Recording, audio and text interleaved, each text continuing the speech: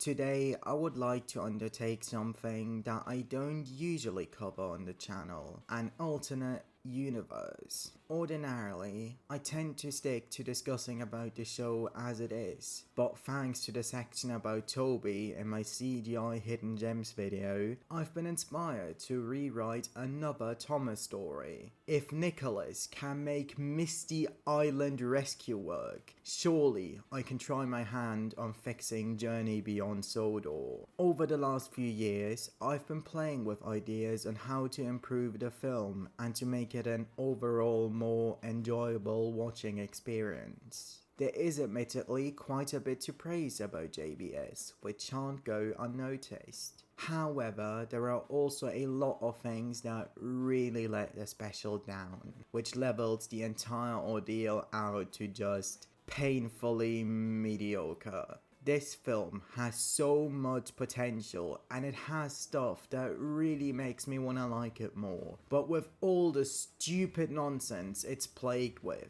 I just can't bring myself to. And that's why I've made it my goal to fully rewrite it by keeping all the elements that I like and changing everything that needs revisions. But before I go over the issues I have with JBS, I ought to talk about the good things it has to offer first. The pacing is decent. Compared to the previous special, The Great Race, Journey Beyond Sodor is much better when it comes to pacing. The film only reaches the 10-minute mark when Thomas crosses Vickerstown Bridge, which immediately proves just how much time the aforementioned wasted. It takes more than half of the runtime until Thomas finally reaches England, and considering JBS's longer runtime, it really ought to be applauded that they managed to get Thomas where he needs to go so rapidly. Plus, the fact that Thomas doesn't jump over the bridge as he does in TGR is a nice bonus, isn't it? The pacing is by no means perfect, as there are some really stupid drawn out scenes that absolutely don't need to exist to make the story work, notably the Beresford ones, but the overall pace is much better than other Thomas specials have been. It doesn't quite reach the same level as The Adventure Begins or Blue Mountain Mystery, but it's also nearly not as bad as Magic Railroad or Day of the Diesels or Big World Big Adventures. For the majority, the film wastes little time and quickly switches to the next scene without feeling too rushed or drawn out.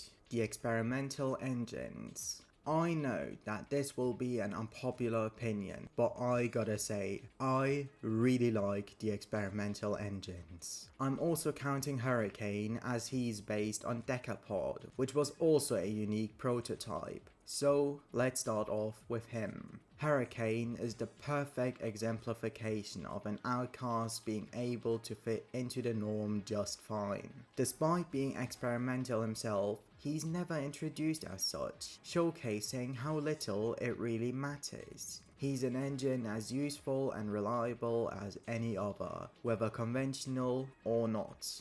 Also, on a quick side note, I really appreciate how far the show has come by making a film where both a Diesel and a Steamy are the villains. Frankie and Hurricane's respective fuel types don't matter in the slightest, and despite all the deranged things they've done both inside and outside of the special, it's at least nice to see that they don't remotely care about minor surface difference regarding energy source or conventionalism. Next up we have Theo, who represents Asperger's. First up, I want to give Andrew Brenner major props for portraying autism spot on, which isn't surprising considering that he's worked on Pablo.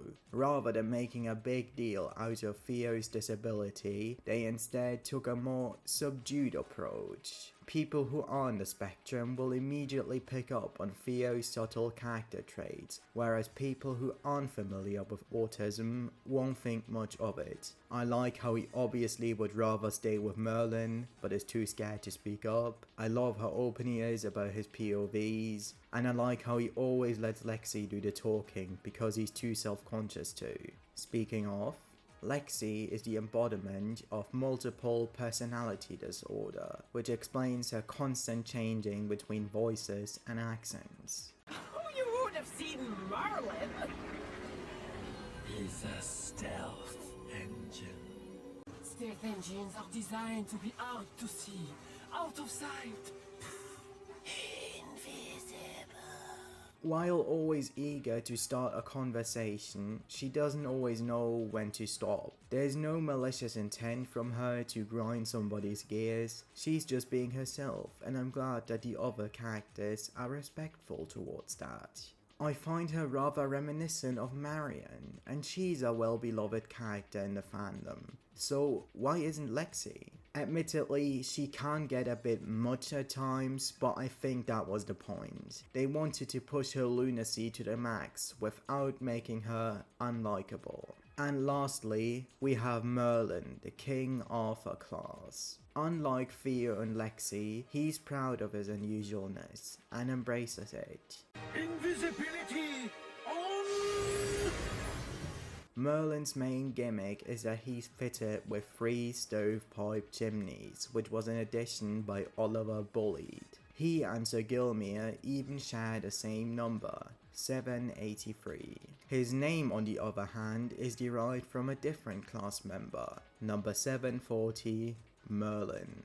I can only assume that 740 and 783 had a close relationship and were horrified once they found out that 740 was going to be scrapped. As an homage to his dead brother, Sir Gilmere requested to wear his deceased classmates' nameplates from there on out, and thus became Merlin. It's a bit unclear as to what he does whenever he isn't at the experimental yard. I'm assuming he's always on the lookout for an industry that offers work for the team, and is presumably gone for months whenever he leaves the 2 behind. But regardless, an explanation would have been nice. I like his silly, protective, big brother personality, as well as his big imagination, which I find reminiscent of Buster. Despite being voiced by celebrity Hugh Bonneville, Merlin unfortunately doesn't really get to do anything.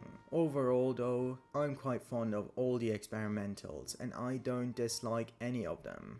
I'm a useless engine. I just do everything wrong. You sound like one of us. Yeah, we have the same problem. No, you don't. You guys are amazing.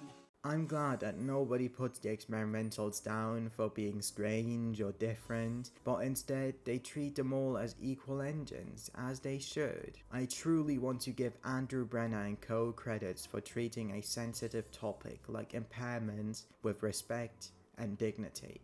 The troublesome trucks are actual characters. I genuinely love the troublesome trucks in this film. What Andrew did with them is far more interesting than using them as homicidal demons over and over again. It's so refreshing to hear those guys have genuine conversations with each other, rather than always repeating the same old.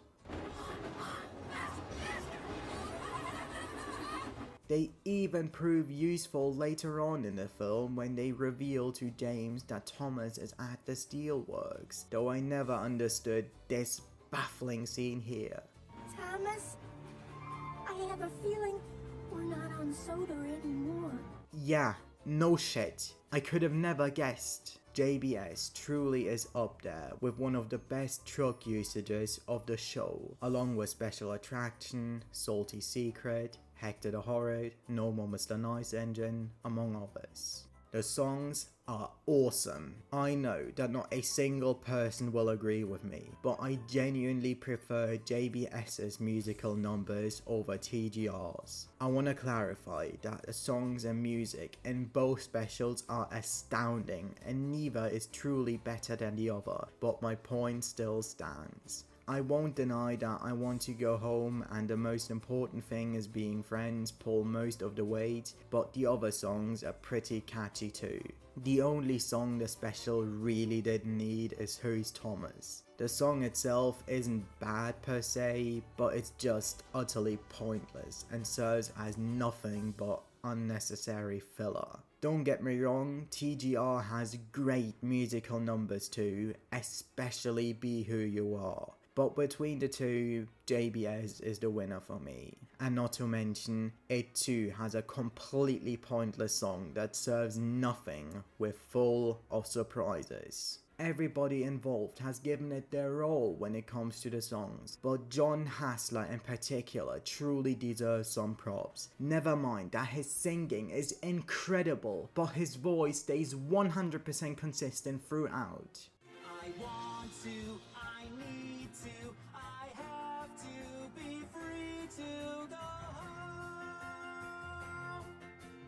It truly is no wonder why John is the best Thomas to ever exist. There are of course other more minor things to point out, such as the permanent conclusion to James and Thomas's rivalry, the restraint of using the narrator way too much, as well as the hilarious scene with James encountering the Britlington diesel shunters, but I can only talk so much about those. Alright, now onto the not so good. Cartoon shenanigans galore. Unfortunately, this film cranks its ridiculousness up to the max when it comes to humor. First and foremost, the bouncing. The stupid, god-awful body movements that immediately ruin the cherished groundedness of Thomas the Tank Engine. Never mind that the engines are anthropomorphic, they still shouldn't have the ability to communicate with body gesturing, something they've never done prior. The only thing they ever did was rattle, which is of course perfectly realistic, as that is something that real engines actually do. The stupid bouncing causes all sorts of problems, such as notable animation errors, the engines now being able to free themselves whenever they get stuck, and the animation takes even longer to complete than it already does. I'm sure that the animators would have done a much better job when it comes to the set design if they wouldn't have had to waste their time with the stupid body gesturing. Not to mention, they don't always move. Sometimes they are just static as per usual, which is another indicator of ARC Productions' huge time crunch. There are of course other problems besides the bouncing, such as the engines being weightless, notably when Beresford picks up Thomas by his cab roof, or the way he slides around as if he were on ice. Seriously, how did this stupid scene ever come to fruition? I hate this scene where the engines spy on the steelworks, just in the middle of nowhere, with no tracks. What? I can't stand how Henry's crash is randomly slowed down, fully taking away its seriousness. And of course, the infamous... But I want Not with Henry at the steamworks and Thomas delayed. Delayed? Oh no, I only thought he was lost. Seriously, Andrew, what were you thinking when writing this? The tone is inconsistent, switching from a goofy cartoon to an epic prison escape story. These clash drastically and make the film feel extremely incohesive. The lack of backstories. Throughout the film, we end up knowing barely anything about the newbies. Rather than having those pointless filler scenes which take up the runtime, why not use it to give those guys some backstories? Something to make us care about them. But instead, we got nothing. They explain the history of Merlin's 3 funnels at one point, but that's about it. Have you noticed his 3 funnels?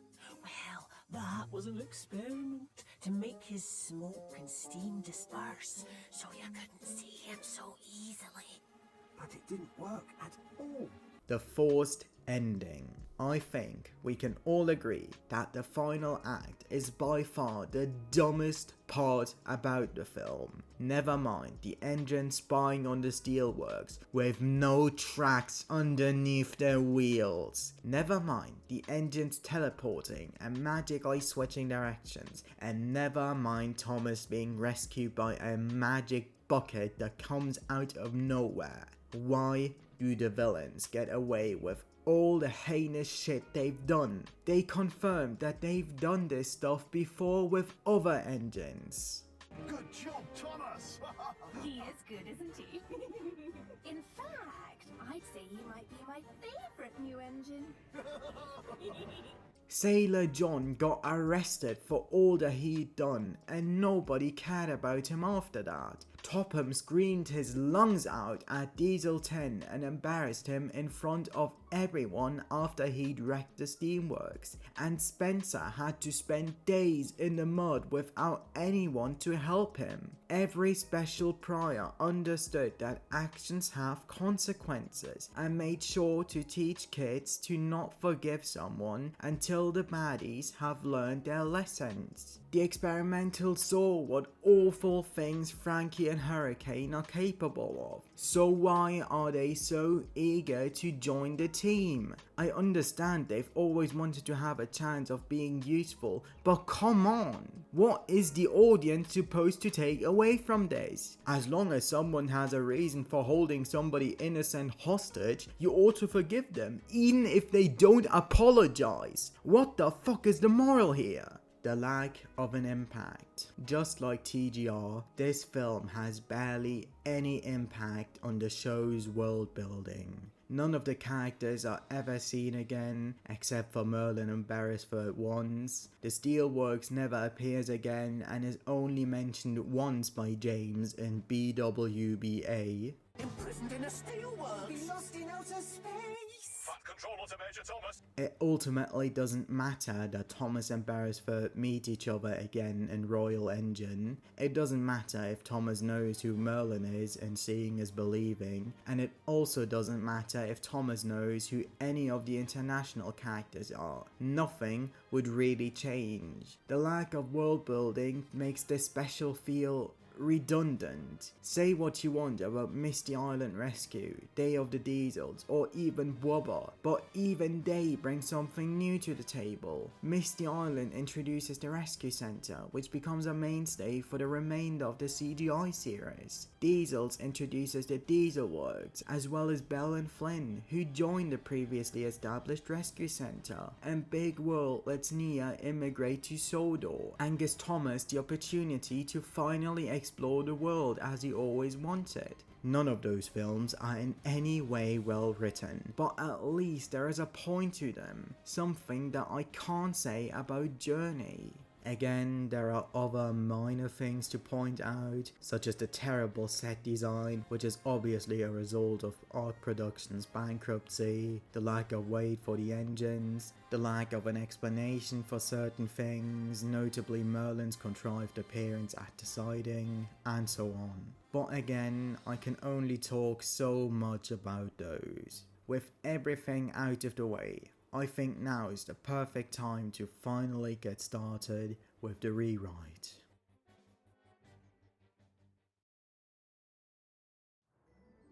The film begins similarly to how the actual one does. Henry is en route towards Vickerstown, but thanks to a faulty signal, he crashes into the back of Hero's train, and another engine has to take it. Meanwhile, on the Farquhar branch, Thomas is in high spirits and wants to express himself via song, until he gets rudely interrupted by James. Unbeknownst to him, of course, but he doesn't really care either.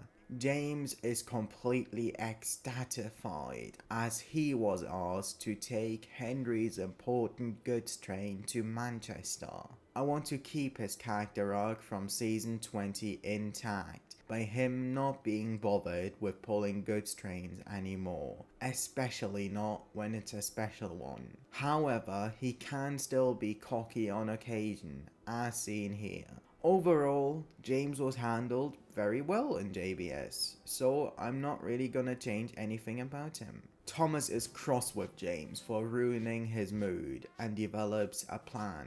He convinces Rosie to let him take Henry's goods train to Manchester early the next morning, to which James does not respond kindly to. Sir Topham Hatt explodes upon hearing the news, and once Thomas comes back to Sodor, he will make sure to have a stern word with him. Now, I really hate how stupid this scene in the actual film is. For some reason, Topham is delighted by the fact that Thomas is gone, and that James will take over for him on his branch line. He's taken my goods train, sir. The one that had to go to the mainland. That's excellent. Then you can work on Thomas's branch line today, James. What? This makes no sense. But regardless, it's too late. Thomas has already crossed the bridge and is well on his way. One TV series trope that I'm very, very tired of is that England is always portrayed as the gigantic nameless entity right next to Sodor. I always hated the stupid name it received, the mainland. Why? I want to fix that with my version and will use real life locations instead. The city that Thomas has to deliver his goods train to is Manchester, the same place Henry delivers the flying kipper to, hence why he was initially chosen to go there. Thomas later arrives at a busy junction and understandably doesn't know where to go. The trucks tease him for it, but Thomas pays them no mind and claims that he will find the right way. After all, he's been told that he makes good decisions. But in typical Thomas fashion, he went on a fool's errand and ends up at a canal where he meets a big blue gantry crane named Beresford. Thomas asks him where he needs to go, but he soon realizes that Beresford isn't exactly easy to talk to. Excuse me, Mr. Crane. Do you know where the Manchester goods yard is? Excuse me? Please, I need your help. I don't know where to go. Ha ha ha ha! Told you so! Quiet, you! Why do you think I'd be able to help you? I promise I'll be on my way again. Just tell me where to go. Who even are you? Thomas the Tank Engine? From the island of Sodor? More like Thomas the Blank Engine. Will you be quiet back there? Never heard of it. And I don't know where that goods yard is either. I'd never go anywhere. Oh, right. Wait a minute. I'm sure you've met Henry before. You know, the big green tender engine? He's from Sodor just like me. You must have heard of him. I'm sure you know where he delivers his goods trains to. Can't say that I have. And besides, nobody ever talks to me. Engine's always rushing about. Always asking questions, but never ones about me. Oh, I wish I had... a friend. I'm sorry to hear that, Mr. Crane, but this goods train is important, and I really need to leave. Do you know where I can find someone to help me? Do you even know how hard it is to be a crane? Always stuck in the same place, always expected to work with nobody but the ghosts to keep you company. Never getting a good night's this is going sleep because nowhere. all the ships I'm making going to such a ask somewhere racket else. that you can't even hear yourself think. Poor Thomas. In England, and no one even knows his name. Will you shut up already?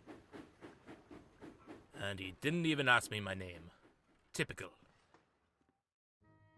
Beresford unintentionally shoos Thomas off, guilt-tripping him in the process. Meanwhile, back on Sodor, James is feeling cross. He is stuck on the Farquhar branch with Annie and Clarabelle. He is pulling passengers, but he couldn't care less. He was looking forward to his journey beyond Sodor and is constantly fuming about not receiving it. Annie and Clarabelle wish he wasn't. Thomas is still on the lookout for his destination and ends up stranding himself in a forest area due to him having no coal left. Thankfully, he hears the sounds of two engines approaching, who introduce themselves as Theo and Lexi, the experimental engines. Theo asks Thomas if he's here to get scrapped, but Lexi explains that Thomas is pulling a goods train, ergo he's being really useful, something that the two unfortunately cannot relate to.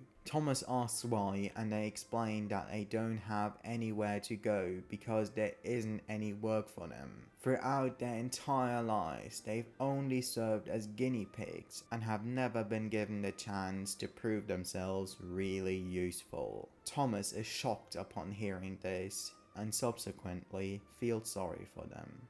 Theo pulls him to the coal bunker and lets him have the last load of coal without hesitating. Thomas is grateful for their generosity, but Theo says that it's no matter.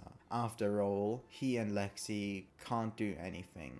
Thomas asks how the two are kept in steam, and Lexi explains that a King Arthur class called Merlin always brings them parts and supplies whenever he can.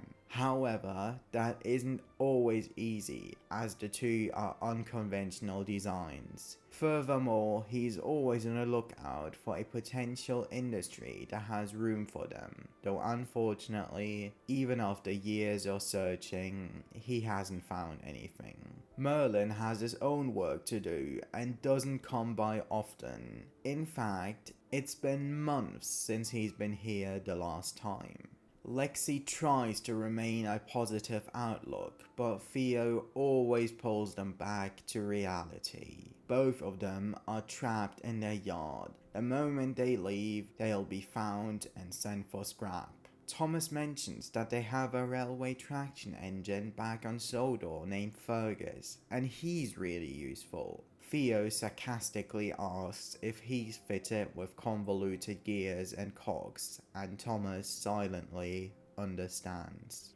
Theo reveals that he actually knows about his brother Fergus and explains that when they used to work together, the crew always preferred working with Fergus because he was less troublesome, both mentally and mechanically. Theo reminisces about Fergus always telling him to do it right, although he never took the time to explain what Theo did wrong. Eventually, Fergus was sold off to the Sodor cement works, whereas Theo was eventually sent to the experimental yard, where he met Merlin and Lexi, and he has stayed there ever since. Thomas feels awful upon hearing all of this, and vows that he will do whatever he can to make the pair useful at last, akin to his promise upon discovering Hero all the way back.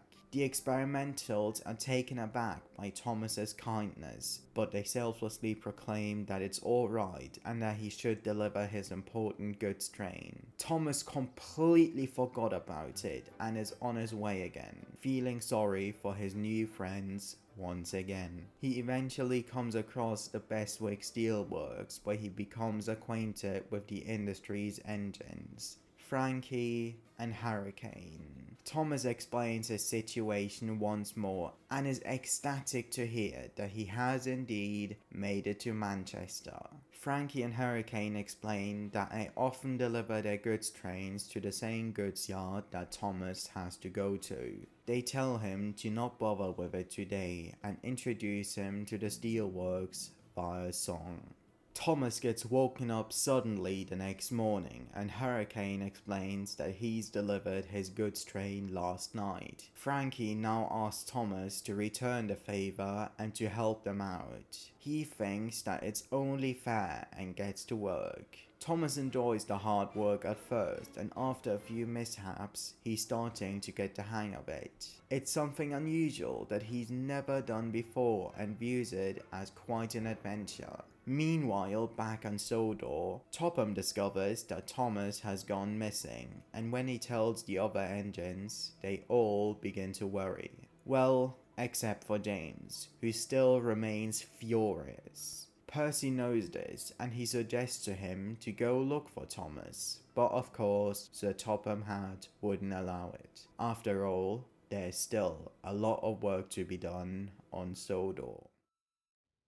Back at the steelworks, Thomas is mentally preparing himself to go home again. He tells Frankie and Hurricane that he will be leaving next thing in the morning, now that his important goods train has finally reached its destination. But the two tell him that they need help urgently. The business is not doing well anymore and bankruptcy is on the horizon. Thomas obliges and feels guilty for potentially hurting a third set of characters he's met on his journey. Regardless, he's obviously unsatisfied with this and expresses his emotions via song. Though once again, he gets interrupted.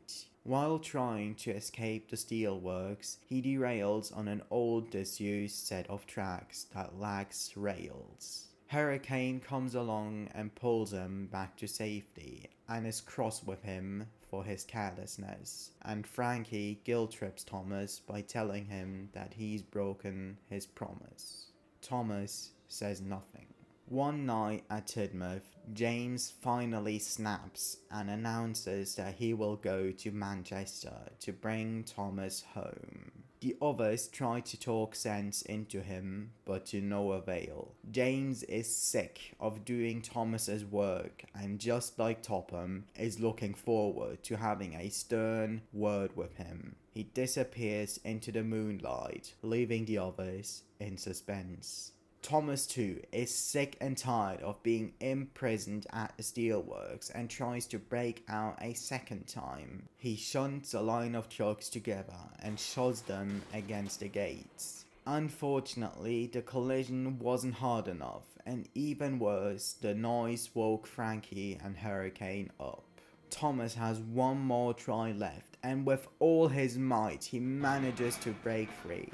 He and his crew quickly derail the trucks at a set of points, and Thomas starts to race away as fast as his wheels can carry him. He eventually reaches an old abandoned siding and hides there in hope to have escaped the two maniacs. Unlike the actual film, Thomas's driver turns off his head and tail lights. He and his crew have a tense night ahead.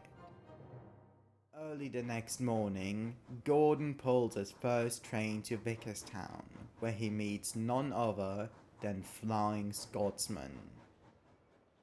You seem down, Gordon. Is something the matter? Yes, Scotsman, there is. Thomas is missing and no one knows where he is. He seems to have a habit for that, doesn't he? Has he been gone for long? It's been a week and there are still no signs of him. James has already gone off to Manchester to go look for him there. Oh, that's nice of him. And besides, I'm sure Thomas will return to Sodor eventually. I really hope so. I still remember our alliance. He helps me, and I help him. We've had our fair share of disagreements, but nevertheless, we both know we can count on each other when it really matters. We all miss him dearly. That's nice to hear, although I never knew you were such a softy, Big G. I'll let you have this one, Scotsman. I just hope Thomas is alright, wherever he is. Thomas finally wakes up from his long slumber and is thankful when he realizes that he and his crew are safe and sound. They don't waste time and immediately start heading home. James, meanwhile, has finally reached Manchester goods yard and is trying to gather information from the diesels, which goes as well as you'd expect. Fortunately, the trucks are still there and reveal to James that Thomas is at the steelworks. Unbeknownst to James, Hurricane is also nearby and overheard everything. On his way to Sodor, Thomas once again comes across the experimental's yard and stops by to say hello. Though sadly, both Theo and Lexi have no more coal and are stranded. After all, they selflessly gave him the last load they had left. Now that Thomas has some spare time on hand, he listens to the two singing about their traumatic lives. Thomas desperately wants to make it up for them, but he soon finds out that he doesn't have to when he hears an unfamiliar voice. I can do something. He looks around and can't fathom where it's coming from, until a large cloud of steam evaporates and there he is, Merlin, the King Arthur class himself. Thomas is astonished upon finally meeting him in person. Merlin has finally returned after months of gathering fuel and spare parts. The two are thankful to be in steam again, but Thomas is still frowning. The three listen to him opening up about everything he's been through, when suddenly James's whistle can be heard in the distance and everyone immediately falls silent. Through the trees and bushes, Thomas can barely make out Frankie and Hurricane beside him, and he concludes that James is getting tricked into coming to the steelworks with them. He now realizes how lucky he is to have a friend like James, who goes out of his way to go and search for him. I really hate how absolutely brain-dead stupid this scene in the actual film is. Beresford picks Thomas up by his cab roof as if he weighed nothing and hurls him around like a toy. Never mind the absolute absurdity of this occurrence. Never mind that it's unbelievably contrived that the three somehow don't notice Thomas hanging around mid-air. But what I absolutely despise the most about it is that it's completely unnecessary. This scene doesn't have to happen to keep the plot moving forward. Earlier in the film, we see a junction before the yacht's entrance. It works just as well if the engines hear James, Frankie and Hurricane from there and conclude that the two are trying to kidnap James. Was this truly the best way Andrew could think of by including Beresford into this? Really? Anyway, Thomas desperately wants to make it up to James, but he knows that there is no chance in hell he can do it by himself. The others see how vulnerable he is and promise to help him. Theo and Lexi are finally given the chance to prove themselves really useful. The quartet makes its way to the steelworks undercover, and they brought some flatbeds to create a diversion.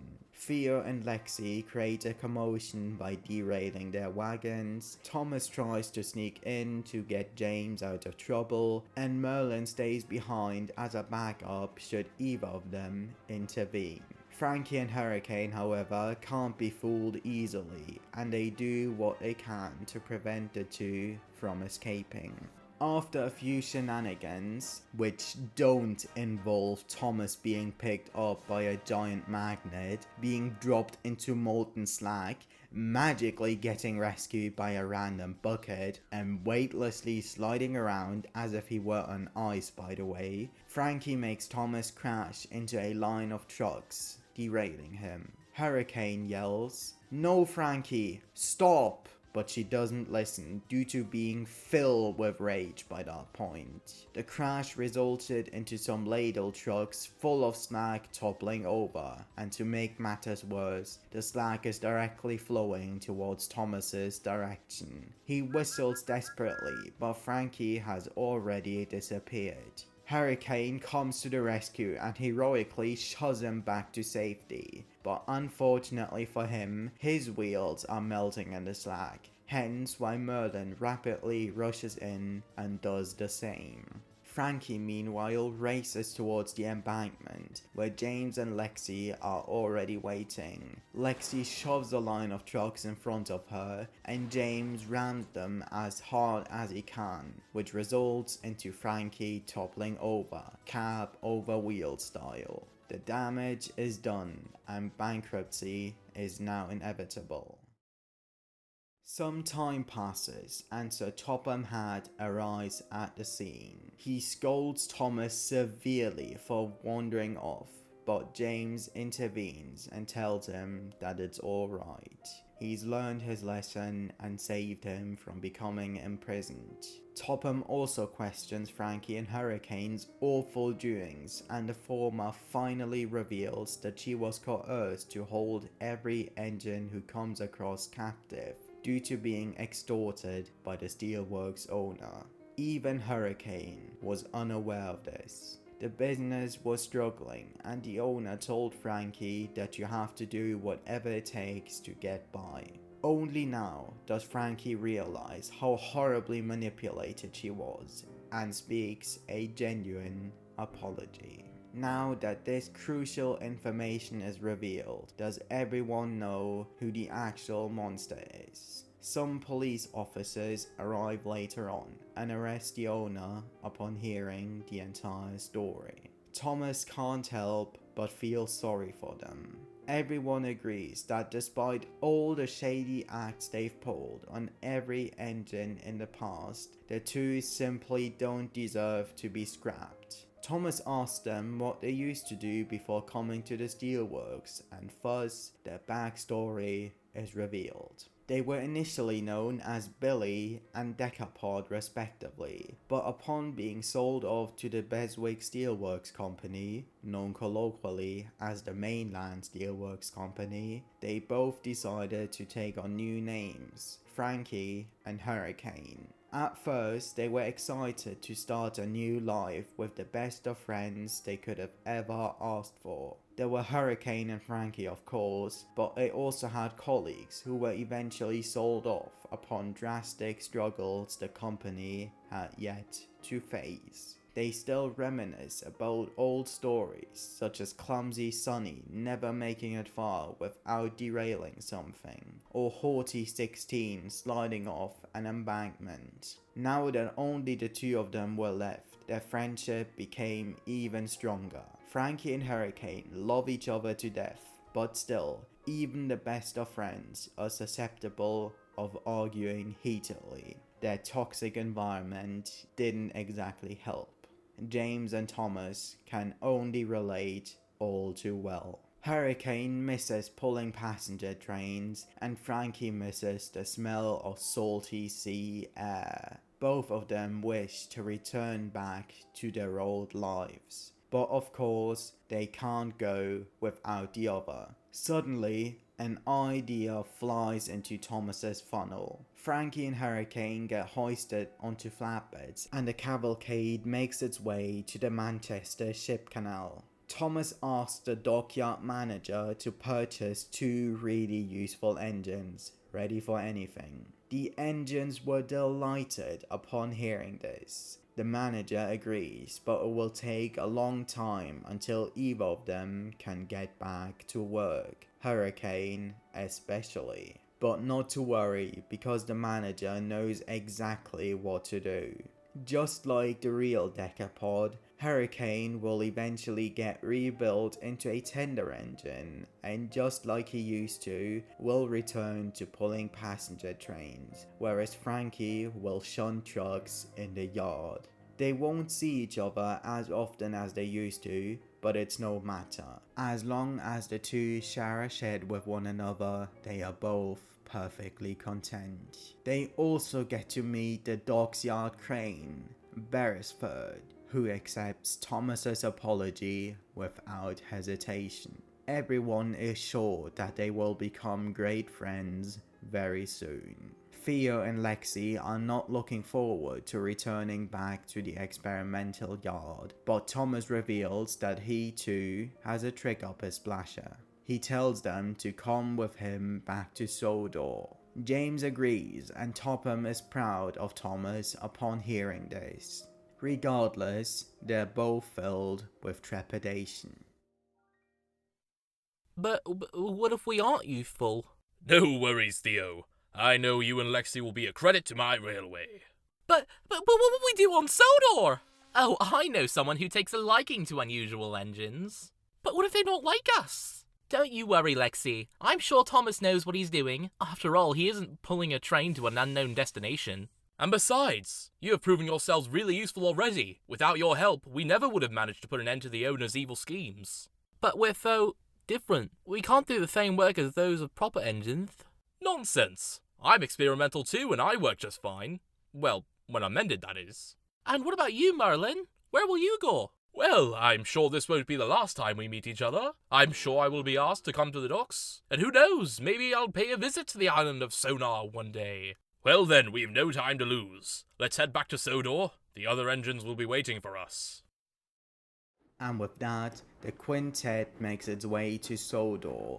James and Thomas have a heart-to-heart, Frankie and Hurricane are finally content again, Merlin becomes a frequent visitor to both Sodor and the MSC, and Theo and Lexi join the Estate Railway, becoming an ownership of Sir Robert Norrenby. Glyn, Stephen and Millie welcome them with open arms, and the two prove themselves popular with the visitors, who are intrigued by their unusualness. Even disabled engines can be really useful like the others.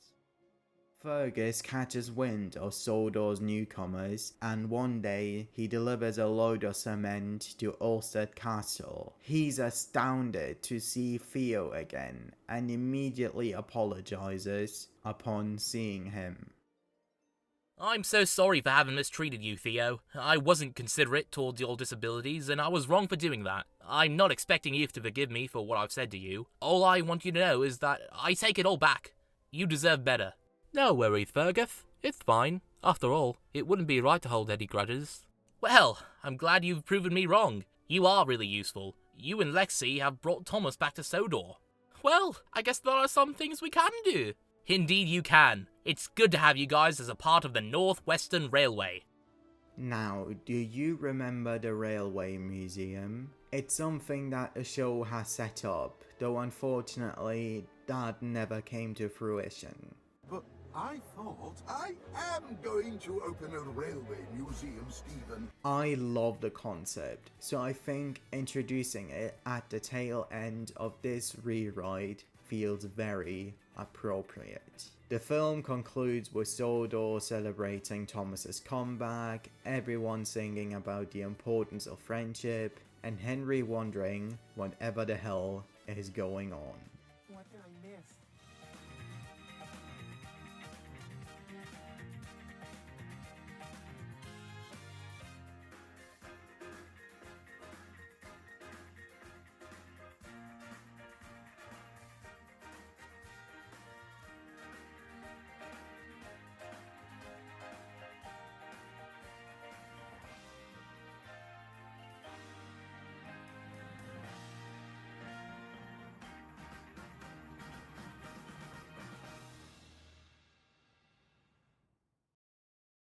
And there we go, Journey Beyond Sodor has finally been rewritten. This has been something that's been lingering in my mind for ages, and after years of pondering and changing ideas around, I finally succeeded to make a more or less ideal version of the film become reality. Now, I'm perfectly aware that this rewrite is by no means flawless, as no film on earth is, but I really hope that you enjoyed to see a different take on Journey Beyond Sodor, whether you like the special or not. If there are any changes or additions you would make to this rewrite, please let them be known in the comments. I would love to read all of your thoughts. This video would not have been possible if it wasn't for the awesome voiceover work by Chris Pham, known online as Gordon Pacific 04. You all know him for being the creator of Sodor Between the Lines. Chris has majorly impressed me with his goated voice acting skills, and I knew right from the start that he was the right person to go to. I am eternally grateful for all your help, Chris, and I'm very much looking forward to future collaborations with you. If you have any interest in supporting him financially, you can join his Patreon, for which he only charges $1 every month. Every subscription is greatly appreciated and would also help him with funding future productions of Sodor Between the Lines. I would also like to use the opportunity to shout out a video of mine, 10 underappreciated Thomas characters. This video flopped badly, which is excruciatingly frustrating considering that it's almost 1 hour long. So please, go ahead and check it out.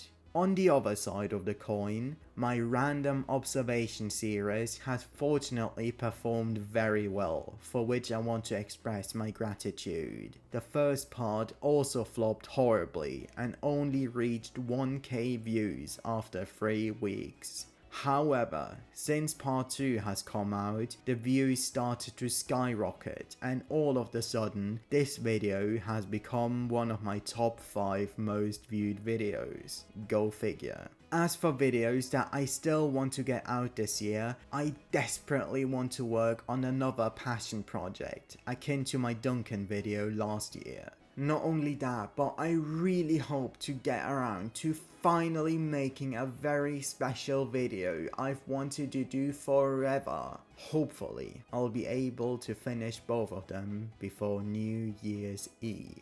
As always, let your thoughts be known in the comments, and hopefully we'll see each other next time.